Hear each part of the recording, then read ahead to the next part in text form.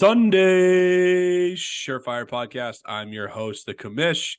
Joining me today is the co-host, Aaron Downtown Brown. Hey. And the other co-host, Ethan Weaver. How we doing? We are doing, boys. We're doing pretty good. We have week 11 upon us here. We are talking DFS, Daily Fantasy Football here, week 11 in the NFL. We are going to talk to you about what went right for us last week. We're going to go over which players you should be bullish on this week that are really expensive. We are going to cover players that you can kind of cheap out on a little bit, get those lower dollar players in your lineup. They're going to crush this week regardless of their cheap price point. Talking defenses, hot takes, Thursday Night Football, the whole shebang here as usual. But before we dive into any of that here, let's just kind of rewind a little bit and we'll talk about the told you so's that we have from last week. You like that? You like that? And we'll start with you, Ethan, as our winner last week on both Thursday and the main slate. Why don't you go ahead and hit me with what you got right in week 10? I'm on a little bit of a hot streak in our friendly competition between us three, so I'm looking to keep that rolling. But Amon-Ra St. Brown helped me win last week. My hot take was that he was going to have 8 or more receptions for 125 yards and a touchdown. Maybe it wasn't hot enough because he easily surpassed that. He had the 8 receptions, but he had 156 yards and a touchdown, scoring 33.5 points. So Amon-Ra St. Brown was a big reason to my victory between us three last week, and was a big reason why I had a decent total in DFS week 10. And then my other I told you so was Najee Harris. I know me and the commish were debating between Jalen Warren and Najee Harris. And I'm sure the commissioner's going to be talking about his guy pretty soon here. But at $4,900, Najee Harris scored 18.6 points. He had 82 rushing yards and a touchdown, and then 3 for 14 through the air. But Najee, just a solid performance. He's been actually putting solid performance after solid performance over the past 4 weeks. So I was happy to see that come through. So Amon-Ra St. Brown and Najee Harris were definitely 2 players that helped me put up a decent performance in week 10. I'll jump in here. I got 2 of my own. I know you guys graciously were able to say my picks. Wasn't able to make the show last week. A little under the weather, but did call out. Also had St. Brown in my lineup as well. So we were in lockstep there. So as you said, definitely glad to see that come through. He's kind of a reception king, and if you can compile the yards with it and the touchdown, 33 points in your lineup, definitely handy. I think my biggest claim to fame from last week was just calling out TJ Hawkinson. He just had a pretty monstrous tight end week of last week as well. It was only 5,000 to put in your lineup, but him and Dobbs, that connection did pan out pretty well. He did pull in 11 grabs, 134 yards with the TD as well. So another 33 points if you had Hawkinson and St. Brown in your lineup. Just those 2 alone gave you 66. So those are my 2 told you so's from last week for me. Yeah, St. Brown and Hawkinson were both great calls on both of your parts. I did some further research after our episode last week into those guys and said, you know what? I like those calls so much. I'm going to put a little bit of money on their over props on both of them. Both of them hit relatively easily, which was awesome. Good way to put some money in your pocket going into the weekend. But that was fun. And if you were a member of our Discord channel, you would have seen those prop bets listed in there. Make sure you're joining our Discord. Check it out on all of our social media platforms, whether it's Instagram. We're on X at Sunday_Surefire, on Facebook as well. Those links are all up there to our Discord chat. 100% free to join, so make sure you're checking out that, getting part of a great community that we have on there where we're talking football 24/7, which is great. A couple of my told you shows quickly from week 10. I had Brock Purdy, cost $5,700, returned 23 fantasy points. Jalen Warren, as Ethan mentioned, that was kind of a fun little impromptu conversation we had regarding the Steelers' backfield. Warren cost $5,000. He returned 22 fantasy points. They were pretty even in snaps and touches on the day. And we kind of said, it's kind of going to depend on who finds the end zone. And they both ended up finding the end zone. I I'll say Warren edged out Najee ever so slightly by a couple of points, but at the end of the day, we were both right on that one, which was great. And Ethan forgot one of his own told you shows, I believe, from Thursday night. If you go way back, he and I both agreed on Deonta Foreman in our captain slot. It was $12,900. He returned 25.8 fantasy points, so not the 3x mark that we like to aim for, but what was a low scoring contest, the Bears and Panthers game, that is. He ended up actually being the leading scorer with that mark in your captain slot. So that was a great call out for both of us last week on the show. And so make sure that you're sticking with us through the entirety of this episode. When we get to the Thursday night lineup, just, you don't want to miss any opportunities to make money. We're all about putting money in the pockets of our listeners here at Sunday Surefire. So make sure you're staying tuned and winning some money in, this Thursday. But that's let's put a bow on the week 10 conversation and let's move forward here. Let's talk about the main slate here. We're talking bullish buys here. These are, again, the high profile players that you are paying up big time to get into your lineup because they're absolutely going to crush this week. And these prices that we're giving you are what you're going to pay on DraftKings specifically. If you're using FanDuel or any other sites out there, that's perfectly fine. Just know the values may fluctuate a little bit, but that's enough pleasantries here. Ethan, we'll go back to you, my man. Who is your bullish buy for week 11? Considering I won the last 2 weeks, Commish, I just wanted to give you a chance to pat yourself on the back a little more. So I let you talk about Foreman. So you're welcome. Yeah, I appreciate that. So it's so like you to give others the opportunity to pat themselves on the back. So just the type of guy you are. Just a generous guy. But my bullish buy here, I am going to stick with my guy, a guy we've talked about a ton on this show. And I'm going to go Brandon Ayuk at 7,200. Brandon Ayuk, he started off the game hot last week with a touchdown right off the rip, a really nice catch in the back of the end zone. And I believe he only had 3 receptions the entire game, only 4 targets, but that game was an absolute just nightmare for the Jacksonville Jaguars.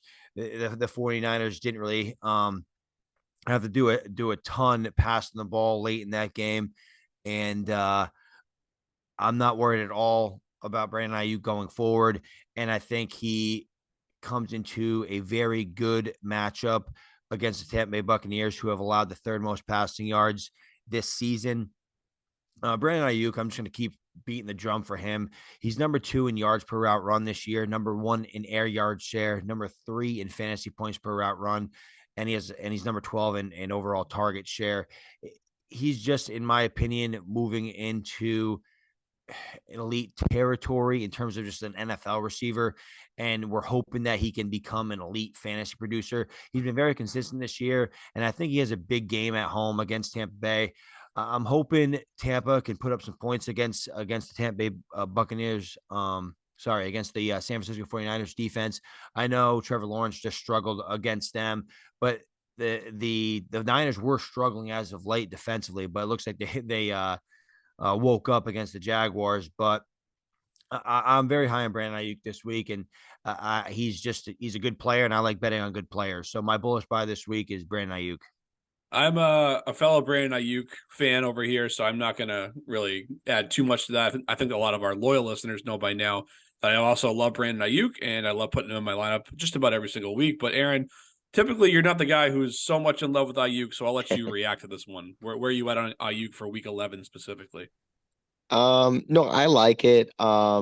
Especially matching them against Tampa Bay. I think if you kind of divert the conversation a little bit to Tampa's run defense, as we know, I mean, we're probably going on like 4 or 5 years running where that run defense has been pretty stout. So I think out of many teams in the NFL, they're one of the defenses that can, they got enough athleticism and strength that can at times stop CMC in his tracks, right? So out of all those teams, I think what that usually opens up is their secondary. That secondary does give up a lot of passing yards through the air. So I love it matchup wise, especially against Tampa Bay Buccaneers. Hopefully they can score against San Francisco's defense, just looking into that further. Or if they can't, hopefully Ayuk gets involved very early and scores a first half touchdown is what I'll say there. But I do like to call. I think it's a good scenario to get some yards through the air. That's what a lot of times those offenses will have to do against Tampa Bay. But with that being said, I guess I'll move on to my bullish buy here, and I too I'm going a little bit cheaper this week. I kind of like when we throw these out in the air every now and then. Hopefully it hits as you guys comment on this guy. But this week I'm actually going 6,600. I'm gonna keep rolling with the trend we've done recently with getting a running back against that Carolina defense. I'm going Tony Pollard this week as my bullish buy. So pretty cheap price for Tony Pollard. I know he hasn't had that fantasy season we are all kind of hoping for. I don't know if he goes to the casino, if he plays roulette. But I would say he's pretty unlucky in that roulette Dallas Cowboy scoring wheel. But I think with that being said, I think running backs in fantasy have fared pretty well against that Carolina run defense. Dallas is favored over 10.5 points. So it's another time I think just a good matchup to get ahead on them and score some points, and then they'll maybe if starters do get taken out, I do hope that they start slowing it down before they pull that trigger and then just resort to the running game. So my bullish buy this week is going to be Tony Pollard for only 6,600. Ethan, is this the week that Tony Pollard finally turns it around and gives fantasy managers that drafted him early in drafts the reward that they're looking for? I think so. I completely agree with Aaron. I actually was debating to talk about Brandon Ayuk or Tony Pollard. I ended up going with Brandon Ayuk just because I think he has just a ton of upside. I know Pollard does too, but Pollard's just been absolutely just bad considering where you had to draft him in redraft leagues this year. But it is funny because Tony Pollard is in my lineup, and I was very, very close to talking about him on this podcast tonight. And I do think he kind of rights the ship. He hasn't scored since week 1. And unfortunately, Rico Dowdle, uh, he had more rushing yards than Pollard last week, and he found pay dirt, which Pollard hasn't done in a while, like I just said. So I think this is a good opportunity to get Tony Pollard cooking again. They need to get him going if they want to make a push in the playoffs. And I think this is the week to do it. So I really, really like the call as he is in my lineup as well. I do like Pollard this week as well. I do have some further thoughts on that game down the line, so I'll reserve my thoughts on their running back situation until a little bit further into the show here. And I'll give you my bullish buys. I'm going to give you 2 names in this category. Every now and again, I do this, but so here I go. The first one I'll touch on quickly. That's Austin Eckler at Green Bay for $8,600. He doesn't need a big sell job, of course. He gets it done both on the ground and through the air. Yeah, he scored 4 touchdowns in his last 3 games. Essentially just a game script proof running back in a matchup against a team that's allowed the 7th most fantasy points to opposing running backs. I mean, if you have any quick points on Eckler, I'll let you guys go to those now, and then I'll move on to my second guy here quickly. I'm in favor of Eckler. I think in DFS whenever if you can afford him, it's usually never hurts to get him in your lineup. So it's usually that price tag you got to worry about. But do like the Eckler call as well. Agree. If you can afford Eckler in your lineup, it's almost a no-brainer. I just went a cheaper route with my running back position just because the running back position in general has been so just hit or miss this year and kind of just blah. So I tend to like to spend up at receiver, which has tended to work out for me just because the upside at the position compared to what the running backs have given us. But Eckler's one of those running backs that's usually very, very consistent. So I do not mind at all getting him into our lineups. Well, this week I'm actually going the opposite of that. I'm going expensive at both of my starting running back spots, and I'm going to go to a guy who's been absolutely crushing it the last few weeks. That's Jahmyr Gibbs. He's playing against the Chicago Bears at a cost of $7,000, and like I said, he's been absolutely on a tear since returning from an injury in week 7. Over that time frame, he's averaging a ridiculous 27.9 full PPR points per game. That's good for RB1 overall in the league during that time frame on a per game basis. And the second reason I like him so much is the matchup itself. At a first glance, the Chicago Bears, they're kind of an average unit in terms of points allowed to the running back position. But if you dive a little bit deeper, they actually have the best yards per carry rate allowed in the league, giving up just 3.2 yards per touch on the ground. And so you think like, okay, why do you want to start a running back against that tough front? Well, the reason, of course, for that is because the Bears give up a ton of fantasy points through the air to opposing running backs in the receiving game. They've allowed the third most receptions to running backs, the most receiving yards, and the most tight ends receiving, or I'm sorry, the most touchdowns in the receiving game to running backs. And this, of course, plays right into Gibbs' skill set. He's got 17 passes for 130 yards in his last 3 games that he's come back from his injury. So I think this is kind of just putting all of this together where Jahmyr Gibbs crushes it through the air. He's been on a tear in his own right, and Chicago gives up a lot through the air to opposing running backs. Is why I have Jahmyr Gibbs as my second bullish buy for Week 11. Whenever you can get Jahmyr Gibbs in your lineup, it's probably a good thing, as you alluded to. He's been on an absolute tear. I actually think both running backs do well in this game. I know Chicago's been very good against the run. I just think Montgomery, a little revenge game going against his old team here. And I think, and I know we talked about this offline, divisional games usually closer than we'd expect them to be. But I do think the Detroit Lions win this by 2 scores. And I think Montgomery gets his work on the ground. I see probably more of a split. I just don't think if you're Detroit, you have playoff and Super Bowl aspirations. I don't think there's a point to run Jahmyr Gibbs into the ground or, and I don't think the game script is going to lend to a ton of targets, but hopefully he gets going in that first half. So I actually think both running backs have decent days, but I'm not going to argue at all with the Jahmyr Gibbs call. Yeah, it's funny. I kind of have the same stance there. Like I'm wondering, do we make a 2-week recurring theme where you had Najee and Warren both in your lineup? But it's funny. I actually have Montgomery in my lineup this week. Kind of thinking the same thing too, but not hating the Gibbs call. I think to Ethan's point, I think with Chicago and what Kamish alluded to, where Gibbs is going to get his PPR points too. They're not gonna be too risky against against the Bears. So I do think he can get his dump offs and screens and whatnot. But I do think there's room for both of them to have pretty solid games, and especially just mentioning with Monty on a revenge game. I'm in favor of both running backs this week as well. Yeah, it's an interesting little situation they have there. Really, 2 fantasy running backs that are incredibly viable just about every week between Gibbs and Montgomery. So it's been a good back and forth. I just kind of lean into the fact that this is a division game. I think it's going to be more competitive for most of the game, at least, than maybe you guys do. I can see Detroit winning it. Maybe they win by 10 points. That actually is the spread on the game as well.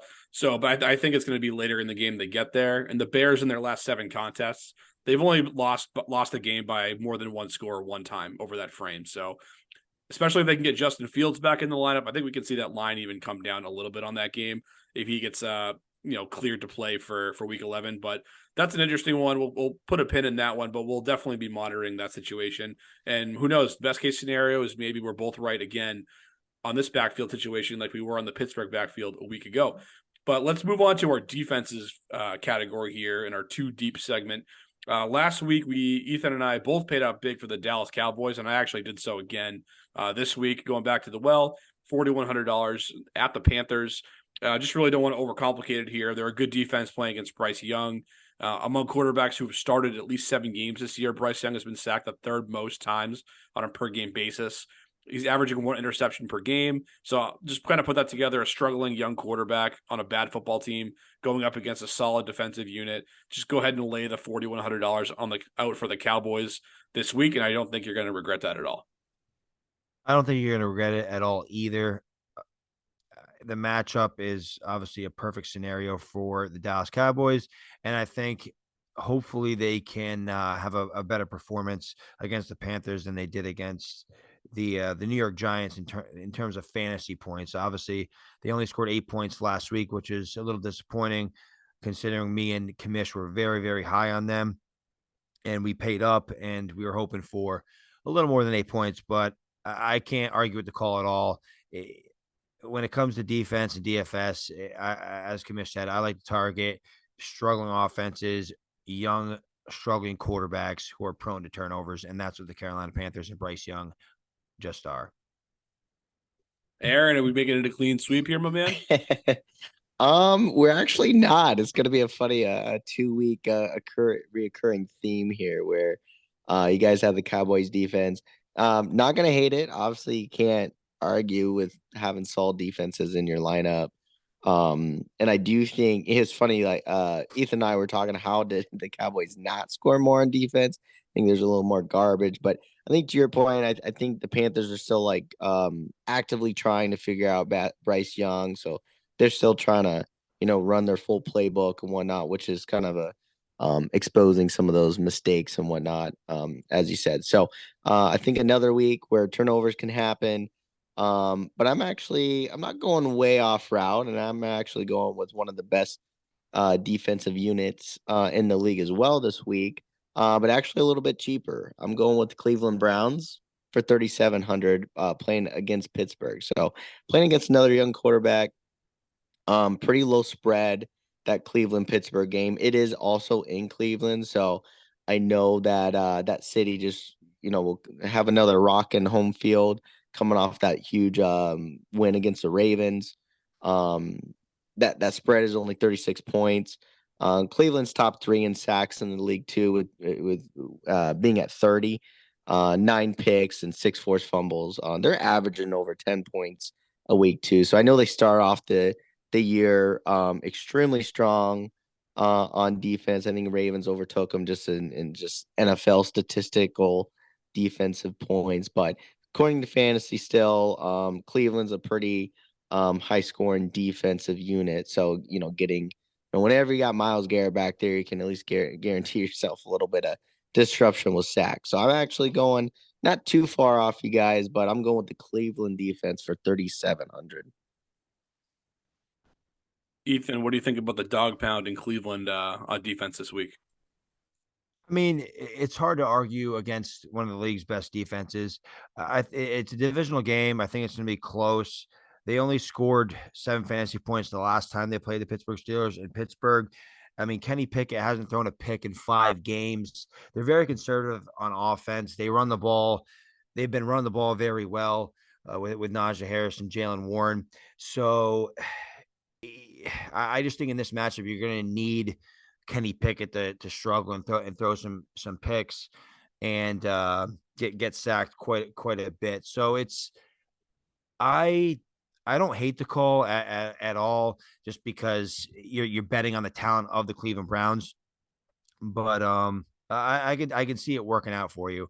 But actually, I didn't mean to confuse you guys. I actually didn't go with the Dallas Cowboys. I agreed with Kamish that the Dallas Cowboys was a great call, but I actually didn't go with them. So you're already making a mistake disagreeing with me. But okay, go ahead. Ooh, Let us know we're who your split defense is. up. Huh? But I'll no, I can let the Kamish comment on the Cleveland Browns. Then I can get into mine if you want, Kamish. Sure. I mean, the quick version of it is like there's nothing wrong with going with the talented defense, like Ethan said. I'll say be a little more confident. Ethan is being and saying that I don't really love it for that exact reason that he said. I don't really think that Pittsburgh likes to do a ton on offense, and I'm not overly confident on the Browns doing a ton to the Pittsburgh defense and making this a high scoring affair to the point where Pittsburgh has to come out of their game plan of running the ball and the kind of the quick passing game to Deontay Johnson that they like to do under offensive coordinator Matt Canada. So I'll just say for the price point, I don't love it. But obviously you're going with the defensive talent and it could work out for you. I'm not saying it's impossible, but I will be on the other side of the fence this weekend.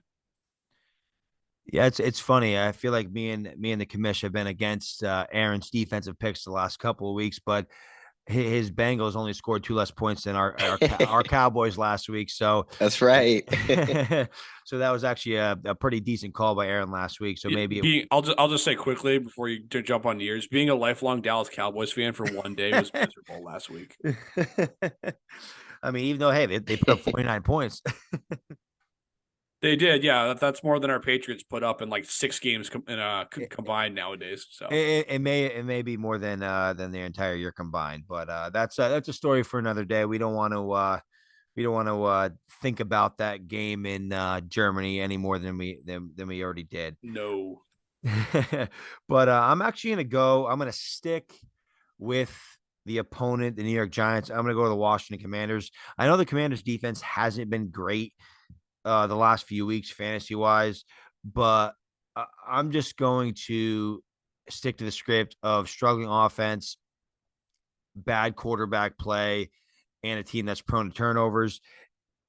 And I just didn't really want to pay up for Dallas. I couldn't really get them into my lineup, considering the positional players I wanted to put in there. So I went with the Commanders, who are going against the 32nd ranked New York Giants in terms of points allowed to opposing defenses. So I just thought the Commanders at 3,600 wasn't a bad price to have a matchup that tantalizing. Ooh, dropping tantalizing in the defensive segment. I love it. Now I'll jump this one over to Commish shortly, but no, I guess I'll just kind of stick to my Cleveland take here. I mean, we're only $100 apart. I did kind of look at that matchup. Do I want to just attack Mr. Danny DeVito, as we said earlier? Well, you Try have to attack that guy. yeah. uh but yeah, I think it's good to attack those offenses with the struggling quarterbacks, but um I don't know. I think with Dabo, I think as we were saying, like he can still put up a Q. He's still kind of a QB whisperer in a way too, where even with the guy still living with his parents, doesn't put up a atrocious game against the Cowboys. Um, I just don't know if Washington's gonna come up with those crazy plays with losing all their star players. But who knows? I mean, this is also the time of year that, a lot of those bench players are trying to, find, attach to teams or maybe get a contract next year with another team and whatnot. So some of those guys could be playing the lights out over there in Washington, kind of that next man up mentality. But yeah, I definitely looked at it, but I just paid up just an extra $100 with Cleveland this week. Yeah, so we're all relatively expensive, I guess, on the defensive front this week. I don't have any strong opinions on the Commanders other than they lost a bunch of pieces and gave up a decent amount of points to Seattle last week. So we'll see how it pans out this week for them. But I think overall, that's enough talk on the defenses here. Let's move on to our cheaper plays here in our pick six category. And I mentioned that we were going to talk more about the Dallas Cowboys running back room in a little bit. And I'm actually I'm taking a little bit of a shot in the dark on this one. I'm going with Rico Dowdle. Again, at Carolina, his cost is $4,600. And he got some extended run at the end of that game against the Giants in a blowout, running for 79 yards on 12 carries. This could be a one-off thing, and this could blow up on you. But it could be a situation where they wanted to rest Pollard for the stretch run. But this also could be an eye-opener for the coaching staff watching his performance on tape. We know, like we said, Pollard has not really lived up to the hype this season that fantasy managers wanted to. But earlier in his career, he really was at his best when he was splitting time with Ezekiel Elliott. And this could be a situation where we see Donald start to carve out a standalone role for himself in this offense. And even if this game doesn't really pan into a blow up spot, I think he could get that. But if it does end up being an explosion in favor of Dallas, now we could have another fourth quarter on our hands where Dowdle is again getting the rock at the end of this game to run the clock out. So I think Dowdle is kind of a sneaky tournament play where not too many people will be on him. I think Pollard's kind of the expensive choice, but maybe if this is a blowout or if Dowdle kind of gets that role to himself, the former Zeke role, then maybe he has that value at a really cheap price point and it pays off for you. So I'm taking a little bit of a risk here, but I want to know what you guys think about that, considering you both have Pollard in your lineups this week. I actually like the call a lot. I saw Dowdle. I mean, I ended up going Pollard, so that's obviously why I didn't go Dowdle. But he did enter my mind because I think we may see a similar script as we did this week with the Cowboys Giants game. I do think Dowdle is going to get some run. I just don't think Tony Pollard, with his workhorse usage, and he is one of the few backs, I think one of the few, like 5 or 6 backs that is getting legit workhorse usage. I think it's taking a toll on him. He's has not been as efficient as he was last year. As I said earlier, he's hasn't scored since week 1, and he just doesn't look like he has as much juice. And that's what happens to running backs when you get a big workload, and it's not like Tony Pollard just this massive guy. So I do see a scenario where Dowdle's getting carries in the second half. against a bad Carolina Panthers team, because the Cowboys are looking to make a run. So why play Pollard deep in the second half, or why run him into the ground when you have a capable backup in Rico Dowdle? So I definitely can see Dowdle being a very sneaky play. Yeah, it's funny. It's actually Kamish. I know you took a stab in the dark, but I think we actually do have a clean sweep here in agreement. Like, I actually even considered throwing Pollard and Dowdle in my same line. I'm like, okay, am I getting a little too cowboy crazy right now or not? Aaron getting crazy again. I'm like, yeah. So I definitely I went away from that, but I mean, we just talked it with Gibbs and Monty and Warren and Najee. I don't know, maybe it's a trend right now, mid-season. I mean, you do kind of see that mid-season running backs that teams are picking up waiver players. Fournette got picked up with the Bills as well. So this is about the time you do need to get a little bit more depth at running back, and this is like perfect time of the season to kind of bet on that. So I don't hate the call as well. So, Kamish, I think we actually are all three in agreement with Dowdle. I actually almost went crazy with throwing him and Pollard in. Yeah, it sounds like you guys are taking the Dowdle ride. Not necessarily taking the ride with me, but you don't hate it. You see the logic, and I kind of thought that might be the case, considering you're also attacking this Panthers defense on the ground in the form of Pollard. So we'll see how Dowdle works out. I think it's an interesting spot for him to see. We'll see a little bit more of him this week, and then we'll see how he pans out in the long run. Maybe if he gets more run this week while the game's still somewhat competitive, maybe it'll spell good things in the future. But we'll see on that front. But Ethan, who do you got for a cheap discount buy that everyone should be playing this week?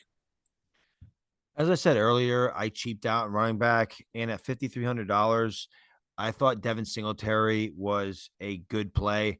He's coming off a 30 carry performance for 150 yards last week against the Cincinnati Bengals. And that's a game where that game was back and forth all day, and he still received 30 carries. I don't know the status of Dameon Pierce, so that's the caveat of this. But Pierce hurt his ankle. Who knows what his workload is going to be when he comes back? And with the performance of Devin Singletary, I don't know why they'd rush him back. And I don't know why Pierce would just come in and take over the RB1 role. Devin Singletary has been very good over the past few games. And I just think this is a game has an over under of 47.5, which I said is the second highest of the week. So I think Devin Singletary is going to get his opportunities. I think he's going to have his opportunities near the goal line. I do see a decent amount of points being scored. I think with Kyler Murray leading the Arizona Cardinals, I think it's going to be a potential shootout. And I want the running back in a high scoring offense against a defense that has allowed the third most rushing yards this year and are ranked 30th against opposing running backs. So that's why I'm going with Devin Singletary. Yeah, I don't hate the call. I think Arizona's been a nice defense to kind of beat up against in the running game. So I think to your point, why would they just make a mega switch even if Pierce does make a return? But even if he returns, maybe Singletary's finally done enough to kind of solidify himself a little bit more. I think in the offseason, I think Commish brought that up, is that being a potential. So kudos, shout out there. Just another, more with this conversation, teams just needing to do that 1-2 punch nowadays, and especially in this time of season. So don't hate the call there with Singletary. Nor do I. I mean, Dameon Pierce, like you said, Aaron, was one of my guys I was fading this offseason. And it wasn't even so much that I loved Devin Singletary, but I remember in the offseason research that he and Dameon Pierce were actually back-to-back in the PFF rankings during the 2022 season at the running back spot. And I was just looking at that thinking like, okay, like, yeah, Dameon Pierce is really expensive in drafts, and Singletary is a late round guy that you could take a flyer on. And it's taken half the season for it to get there. And obviously the Pierce injury opened the door for him. So, but I think we're at a spot now where this is a better Houston Texans offense than even I gave her credit for under CJ Stroud. They're producing really well. They're a top 10 scoring offense in the league. So, especially if Pierce is out, then I really like this call for that reason, because volume and a good offense at a cheap price point. Like, yeah, sign me up on Singletary this week. Got it. All right, so I guess that leaves me with my first one, and I know we usually go highest to lowest here, and might come as a surprise to you guys. I actually, my most expensive I'm going to talk tonight is only 3,000. So pretty low. We're getting down and dirty. Down and dirty. We're mid season here. Injuries happening, and different players subbing in and out. But going with a guy, it's funny. I think we were making jokes last year, Ethan, in one of our fantasy leagues. I think you offered me this guy for Treylon Burks, but it's not Oh Treylon boy. Burks. It's gonna be Kyle Phillips in Tennessee for 3,000. Tennessee at Jacksonville. So interesting thing about this is Phillips is getting exposed back into that offense.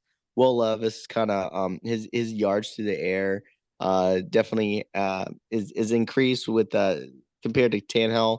Tannehill at the helm.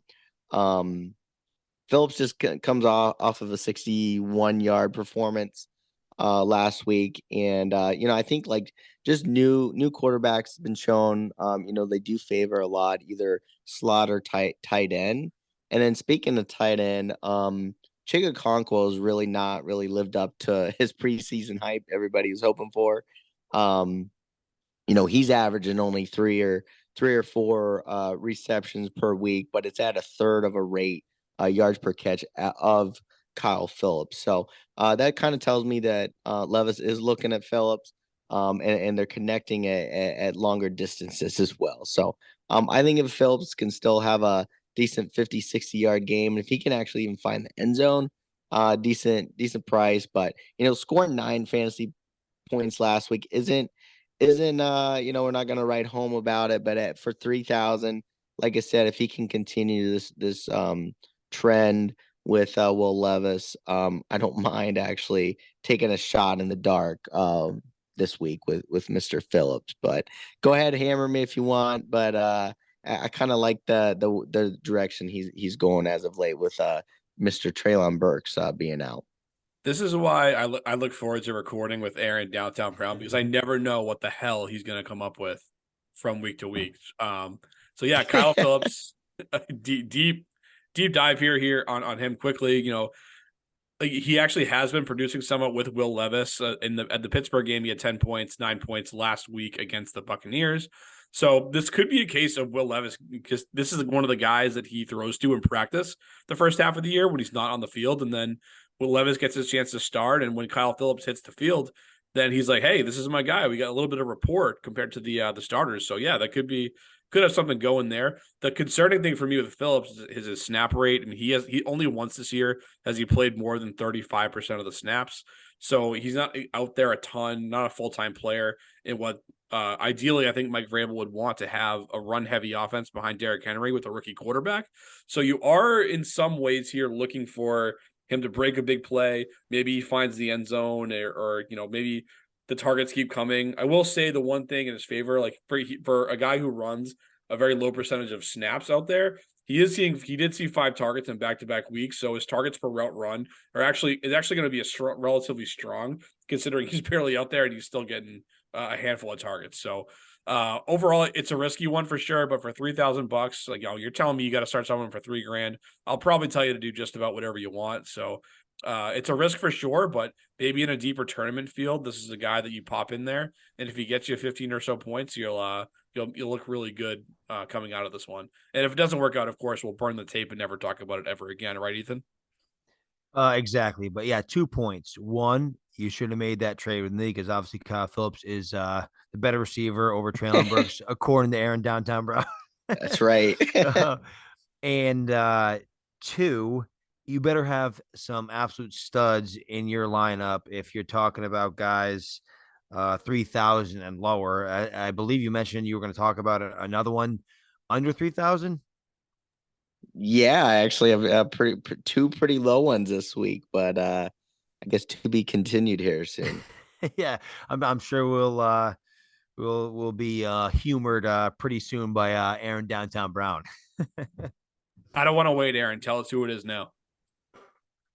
Yes, let's do it. All right, we'll go back to back, bottom of the barrel guys. Now, it's funny. This is kind of a guy that we do recognize. He has had some pretty good fantasy performances last year and including this year. just coming off of a 14-point performance, and that's 2,900. Oh. Tyler Conklin of the New York Jets. So Tyler Conklin has quickly kind of became Zach Wilson's number 2 target in that Jets offense. No, it's not a high powered offense, but he does get a lot of the targets and at a high catch rate. Right, he had 7 targets and he caught all 7 receptions for 70 yards. So that was an easy 14 points last week. In that Jets game. They do play a tough Buffalo defense, but we have kind of seen them being pretty vulnerable at times this season. They're only 5-5 in the year. Like I spoke of earlier, they're missing Matt Milano, who actually covers the tight end when he's healthy. So he's still on IR. So my bottom of the barrel pick 6 is Tyler Conklin, 2,900. Mr. Wilson's number 2 option over there in New York. Mr. Wilson. I mean, that guy's not even old enough to grow peach fuzz yet, and you're calling him Mr. Wilson. But Ethan, I guess I'll go to you, man. What do you think about Tyler Conklin for 2,900 this week? I was actually very excited about Tyler Conklin coming into this year with Aaron Rodgers at the helm. Obviously, Rodgers going down, it killed Conklin. I actually think Conklin could have been a tight end 1 this year if Rodgers was throwing the rock, but instead, obviously, we have Zach Wilson. But like Aaron said, he has been very efficient. I mean, against the Chargers 2 weeks ago, he caught all 6 of his targets for 66 yards. And then this past week, he caught all 7 of his targets for 70 yards, as Aaron alluded to. So Conklin is emerging as Wilson's number 2 target because, I mean, Garrett Wilson, he's been, I think, averaging like 14 targets or whatever a game over the last few weeks. So he's got to go to somebody else. And it looks like Tyler Conklin's that guy. So I actually don't hate it at the tight end position where you're almost kind of throwing a dart anyways. So I actually don't hate this call.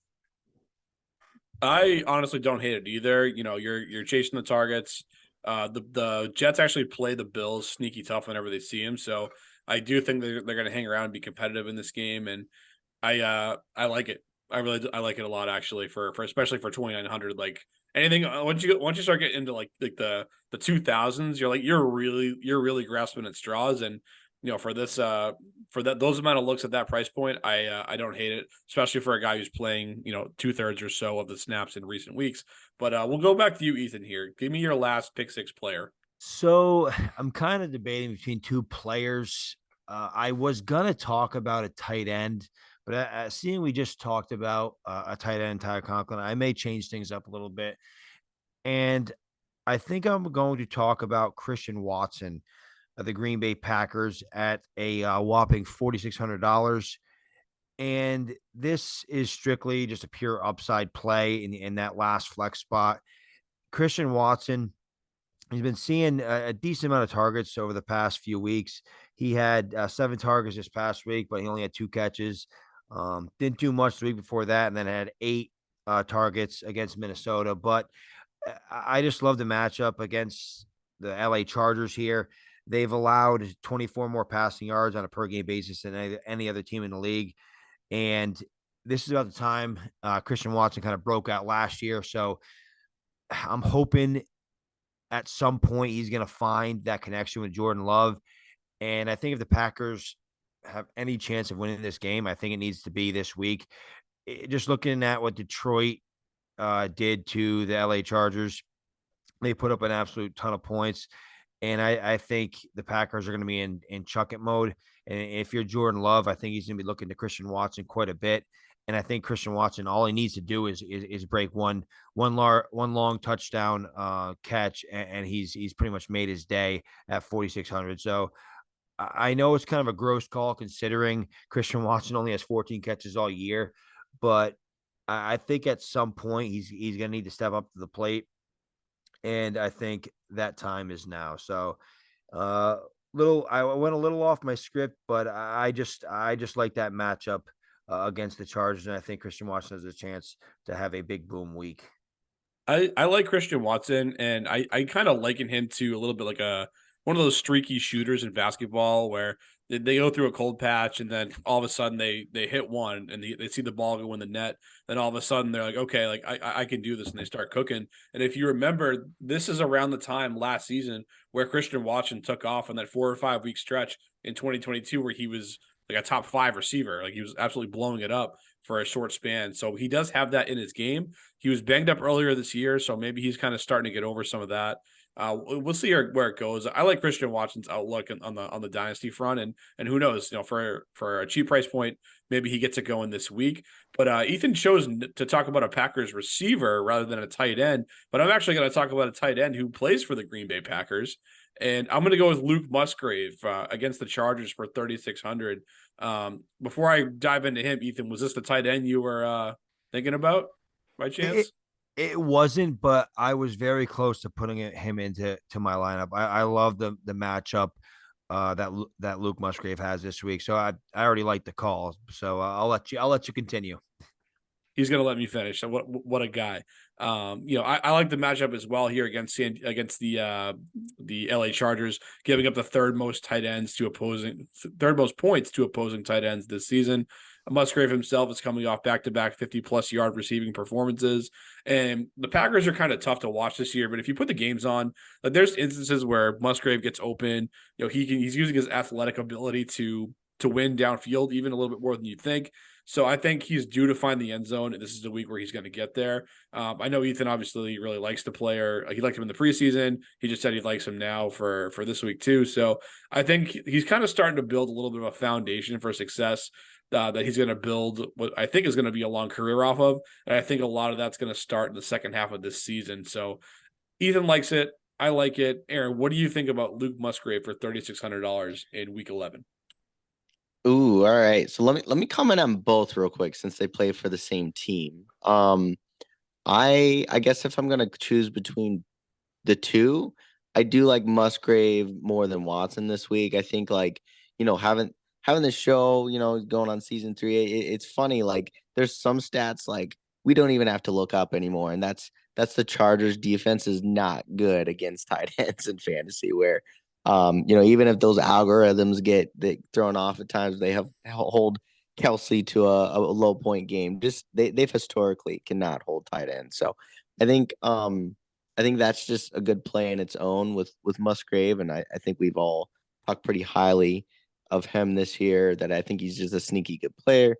But I think as far as Watson goes, I think I'd actually still categorize him as a risky player. I think, as you guys mentioned, like yeah, he definitely came on fire this time last year, but that definitely was with Aaron Rodgers throwing him the ball.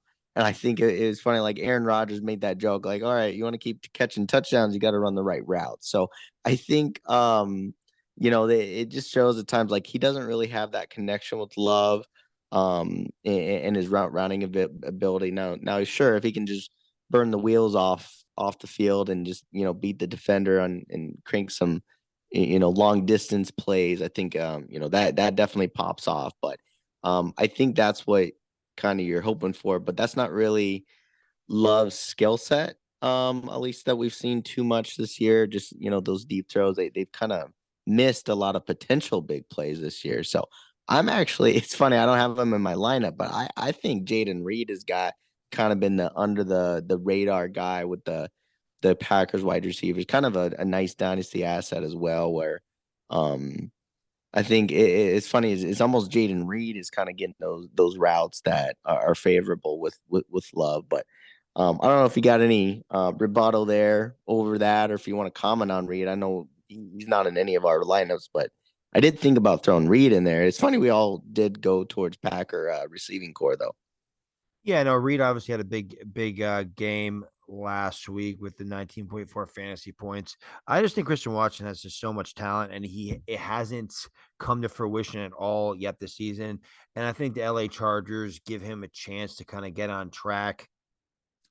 And he's kind of just a lottery ticket.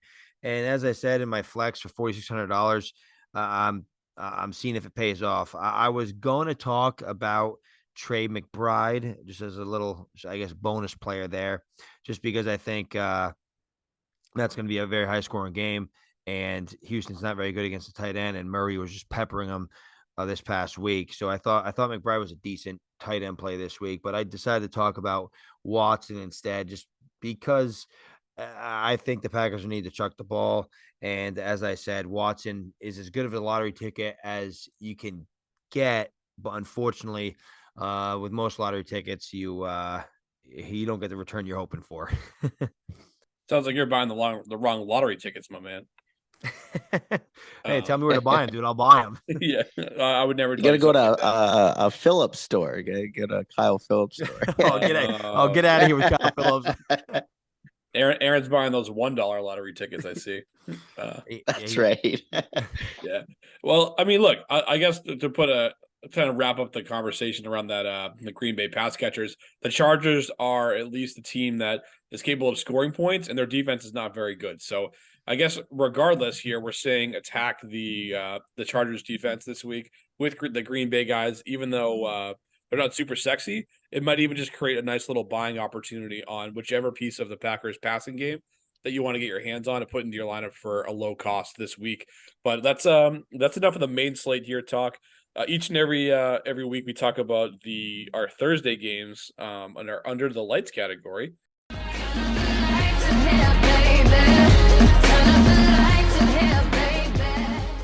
So we'll talk about that here, and we'll go to Bengals at Ravens. Baltimore is a 3.5-point favorite in this one. The over/under is currently 46 points in this one. Both teams are coming off brutal losses on Sunday. Baltimore blows a big lead to Cleveland at home. Cincinnati is at home as well. They fight their way back into the game against the Texans. Ended up losing on a last-second field goal. Moral of the story here is that both teams are in a tight division race where everyone in the AFC North is over 500 at the moment. So both the Ravens and the Bengals really could use a win in this one. Personally, my thoughts on it very quickly on the game itself. I think the Ravens find a way to win this game outright, and I think they're actually going to cover that 3.5-point spread.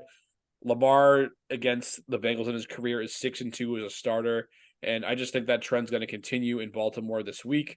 The Bengals I think they're going to hang in there in this one too, but I think ultimately it's going to be too much Ravens on a quick turnaround here on a Thursday night football game. So I guess, Ethan, what are your thoughts on this Thursday's contest? I'd have to agree. The Ravens, I think, are a better football team than the Bengals at this point. The Bengals just lost a tough one at home against Houston, and the Ravens kind of just let one slip this past week, and they had a 14-point lead in the fourth quarter, I believe, and just a wonky pick six, and just not closing the door on the Cleveland Browns there, and it was just a devastating loss for the Baltimore Ravens because they had that one locked up. A divisional loss, just not good. So I think the Ravens are probably pissed off. I think Lamar's looking to bounce back. I think the Baltimore Ravens are just the better football team, and I think that's going to show on Thursday night. But yeah, that's kind of what I'm thinking. So I think I'm in lockstep with you, Kamish.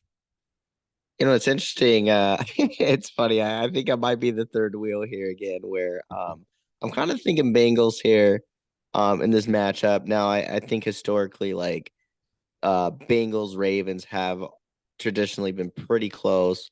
I mean, I think as you guys mentioned, even in the playoff game last year, Tyler Huntley should have kind of led them to that playoff win if it wasn't for that bonehead goal line play that happened there. But yeah, I definitely think, a lot of things going on. Ravens kind of a heartbreaking loss, Bengals heartbreaking loss. So, a lot of must-wins games going on just overall in the AFC right now. A lot of great teams just kind of dropping like flies lately.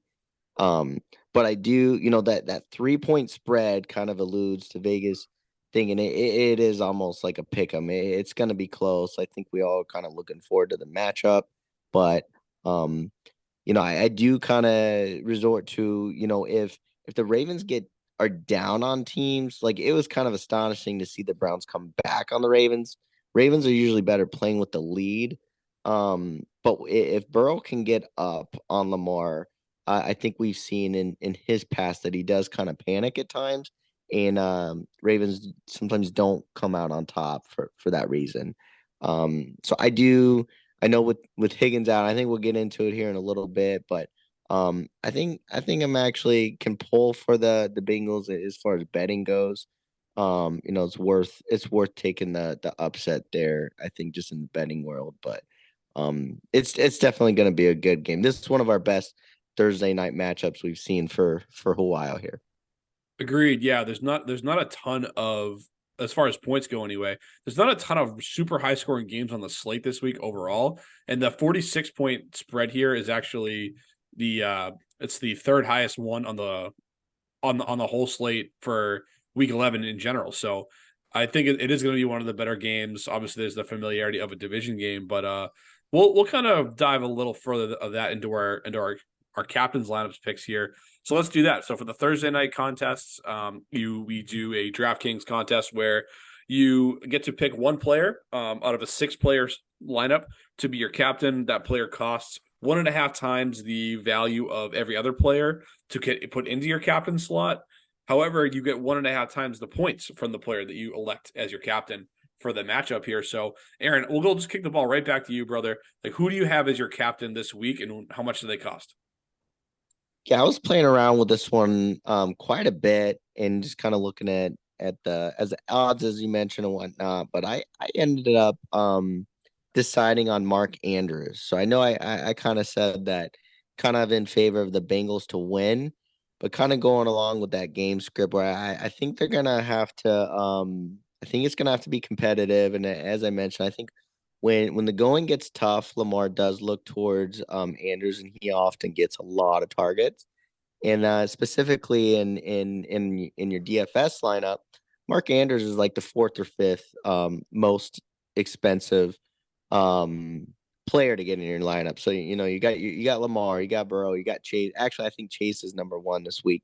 Obviously I looked at them, but I think I wanted to still get a high performing player in there and then still get Chase, Burrow, Lamar, and I was actually able to do that with this lineup. So I do think that Lamar is going to gravitate towards Andrews in this tight of a matchup.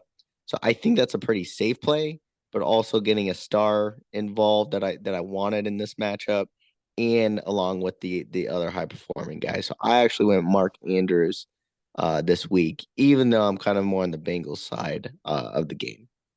Aaron, I blasted your defense. I was a little lost in the woods on your pick 6 players, but I'm actually coming around on your captain's lineup pick here. I'm also rolling with Mark Andrews for the reasons that you mentioned. The 31st ranked defense on the other side against tight ends has me licking my chops to get Andrews in the lineup.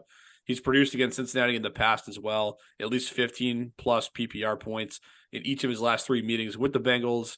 I don't see an overly complex game plan here on a Thursday night with a quick turnaround. And I think they kind of need to get Lamar going a little bit here. And what better way to do that than utilizing his favorite weapon in Mark Andrews? In this spot, I just rather bank on that than go with the kind of the lottery ticket at wide receiver in that Ravens wide receiver room and try to pick up the guy who's going to go off this week. I feel a little bit better about Mark Andrews based on his pedigree and his price for a lot of the reasons that you mentioned. I am in lockstep with him this week as my captain here. Ethan, are we going 3 for 3 on this one? We are going 3 for 3, and you guys Let's made go. you guys made a lot of my points for me. To Pat's point, I'm not gonna try to pick what receiver is gonna go off. I think that's a harder thing to do than it's bargained for.